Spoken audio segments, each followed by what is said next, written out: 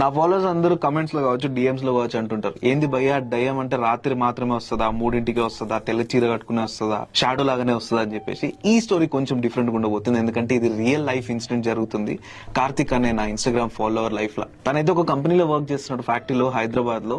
తనది night shift ఉండిందంట. ఒక టైంలో వర్క్ అయిపోయిన తర్వాత తన టార్గెట్ అంతా ఫినిష్ చేసుకున్న తర్వాత తను తన కొలీగ్స్ అందరూ కలిసి ఒక రెజిస్టర్స్ తయారు చేసే రూమ్ ఏదైతే ఉందో ఆ రూమ్ చల్లగా ఉండాలని చెప్పేసి, అక్కడ కూలెంట్ చాలా అవసరం, రూమ్ టెంపరేచర్ చల్లగా ఉండడం చాలా అవసరం అని చెప్పి హెవీగా ఏసీస్ అయితే ఫిట్ చేసి ఉంటారు. సమ్మర్ కదా, ఇక నిద్ర పట్టదు ఎక్కడైనా, అంటే ఇంటికి వెళ్ళే లోపు లేట్ అయిపోతుంది అని చెప్పి ఆఫన్ ఆ రూమ్ లో పడుకునే అలవాటు అంట వాళ్ళకి. అట్లే పడుకున్నారు. సాటర్డే నైట్ పడుకున్నాడు తను తన కొలీగ్స్ తో పాటు కలిసి. పొద్దున 5:15 తనకి తన పేరు పిలిచినట్టు అనిపించిందంట. కార్తిక్ అనే పేరు వినిపించింది. అంతటితో మెలకువై లేచిండు. లేచి చూస్తే తన చుట్టూ ఎవరు లేరు. తన కొలీగ్స్ అందరూ ఎప్పుడో కాసేపు ముందే వెళ్ళిపోయినట్టు అనిపించింది.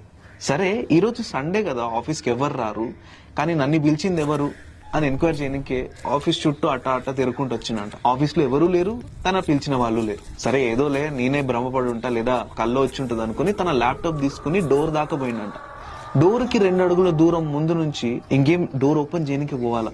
అంతలోపు మళ్ళీ కార్తిక్ అనే పేరు విస్పరింగ్ వినిపించిందంట. తినకు భయం వేసింది. వెనక్కి తిరిగి చూసే ధైర్యం లేక 2 అడుగులు ముందుకేసిండు.